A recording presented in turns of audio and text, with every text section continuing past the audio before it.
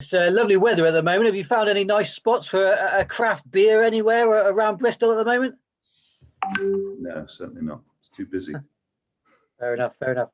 If we could start with possible team news for Sunday, is there anything you can add in terms of players returning, or have you suffered any more knocks?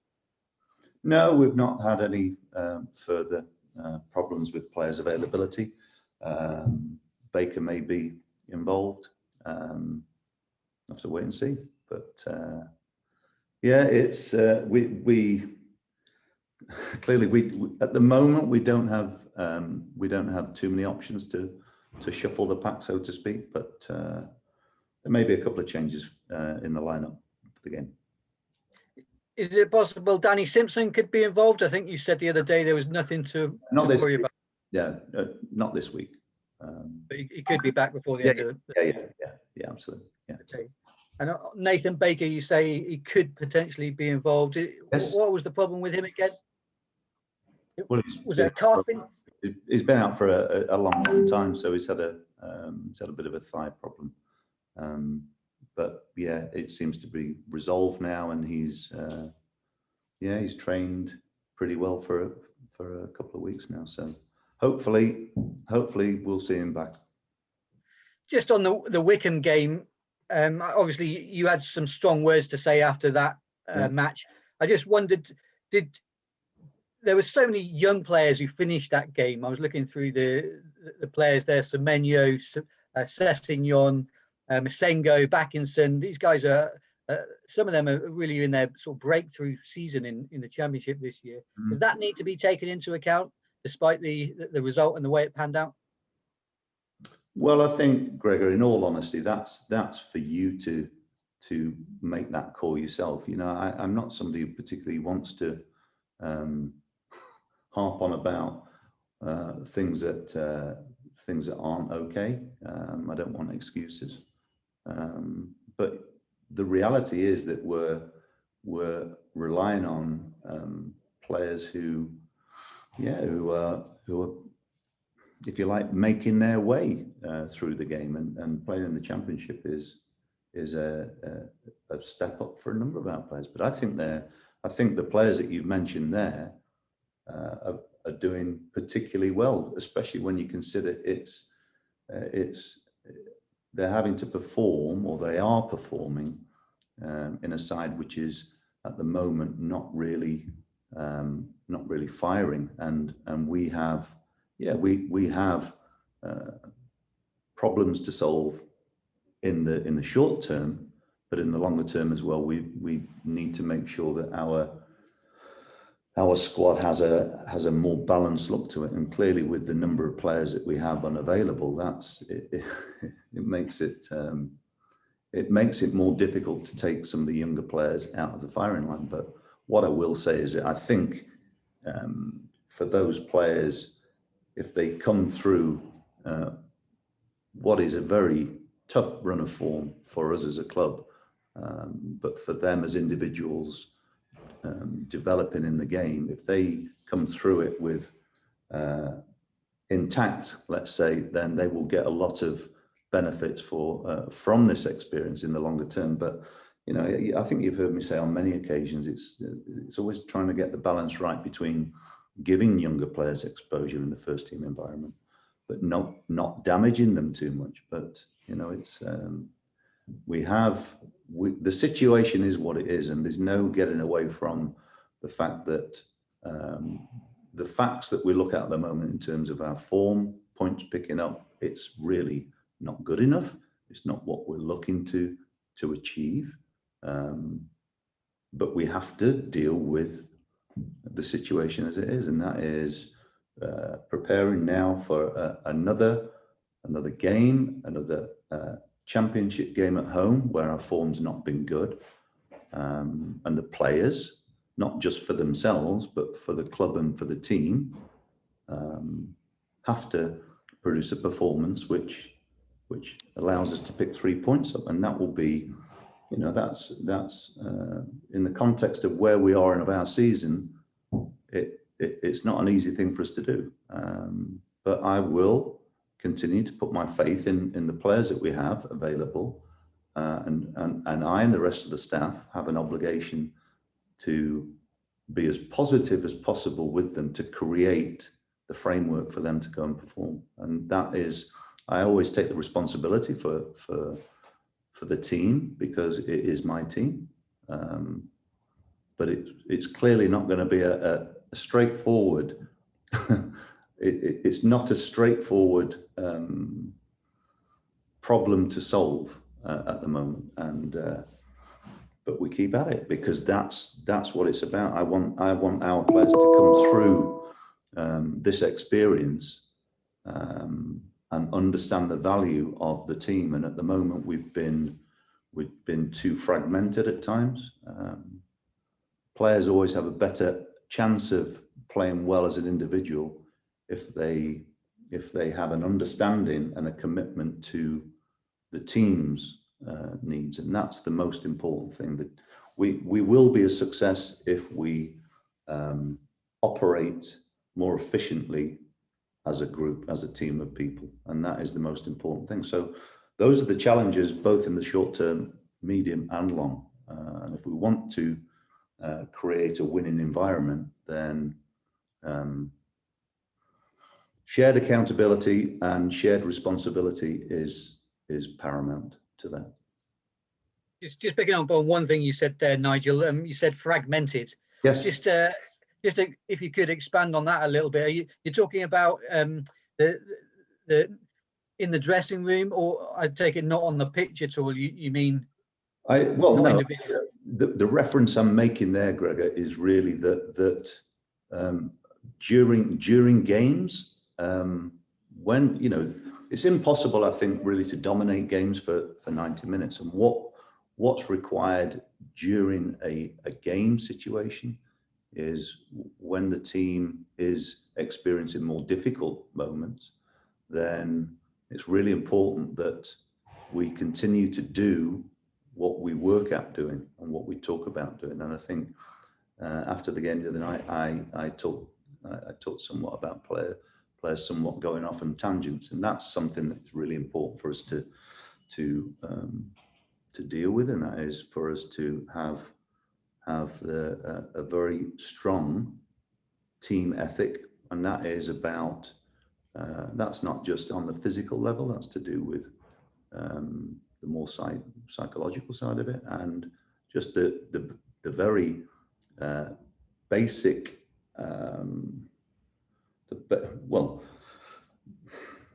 how we work to prepare for a team in terms of how we set up. It's important that our ethos is to make the system work. And it's clear that this team has played in lots of different formations this season, because what becomes increasingly obvious is that we've been inconsistent this year, and I pointed out the other night as well that historically, I think we as a club have experienced too many drop-offs during seasons, and I think this is something where that not just now, not just in the present, but in the future, that we need to rectify, and if that means changing players, then it means changing players.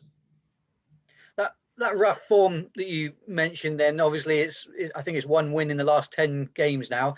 How much do you personally need a result, Nigel? Are you under pressure? Well, I'm always under pressure from myself, as much as anything. I'm a football manager. And we all work in a business which is dictated by results to a large extent. But I also think that there is the necessity to look at where we go from here. And so yeah, I may be under increasing pressure, but I'm always under pressure from myself anyway. But I also think it's also important to keep in context what we're trying to achieve.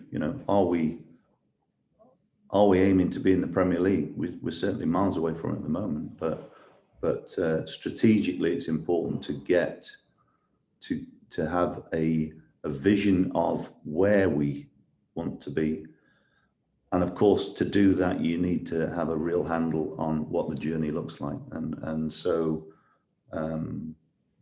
we talk on a match to match basis, and it's normally about looking at the next game that we're playing and also reflecting on the previous game. But of course, the bigger picture is how we plan for the future as well. So who knows? I believe you might have spoken to Jon Lansdown. I think he was at the High Performance Centre this week. Yeah. I think the Bristol City women were training up there as well. Yeah, that's right. Have you? Is there any discussion then on your future? Any update at all? Have you spoken to Steve at all, or is it? Yeah. I've seen John twice this week, and I actually went and met Steve yesterday. So we had a really good conversation and a very enjoyable conversation. Good to finally meet him. So yeah, we're moving in the right direction, I hope. Are you going to be here next season, Nigel? I certainly hope so. Yeah, I certainly hope so. But as you've already, Gregor, as you've already spoken about, you know, I can't get away from the fact that the results at the moment aren't good enough. But hey, those types of decisions are to a large extent up for discussion, I think. But listen, our conversation yesterday was very, very positive. And we have been in regular contact anyway. But I think it's always important to have face-to-face meetings as well, because both Steve and Jon, Bristol Sport in general has a real clear vision as to what they want for all the clubs involved in Bristol Sport and for sport in general in the Bristol area in terms of the community. And there's been a lot of investment across all those areas, all those clubs and the community projects. But of course, now what we need to try and deliver here at Bristol City is some success on the field.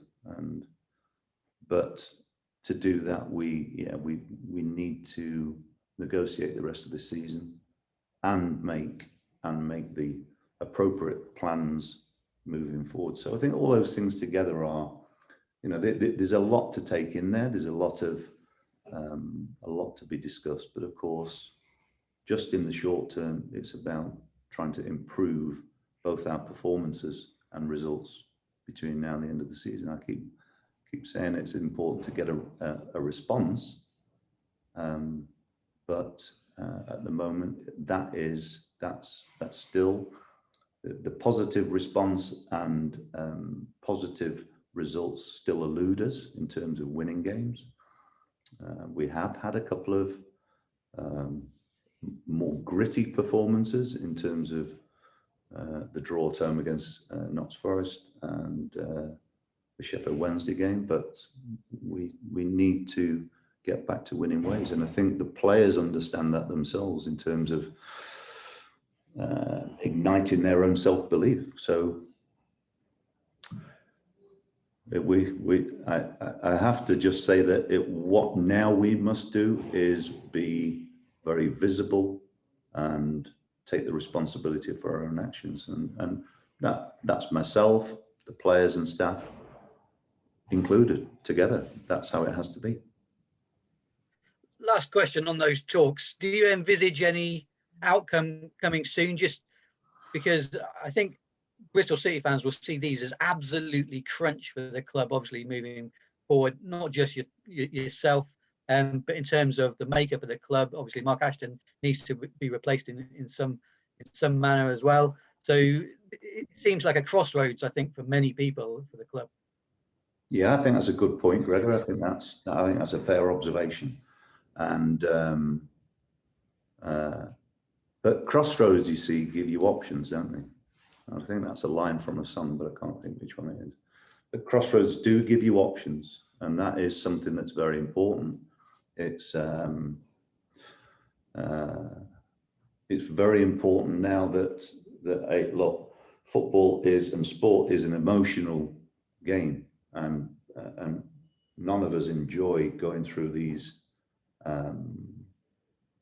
difficult times in terms of poor results. But what we also have to do is make sure that the decisions that are made are for the well-being of the football club and the fan base, so that we can make progressions. And that's what it's about. It's about trying to create a winning environment, and it doesn't happen. You know, sometimes you have to go through some difficult times to find the way out of it. This is, I think I'm talking things that really smack us all in the face as being pretty obvious. But it is an important time for us, yes. And I think sometimes when there are unanswered questions and there is uncertainty about certain situations, that can create some anxiety. All I would say to you on a very personal level is that I'm very committed to doing my part to deliver success for this football club, and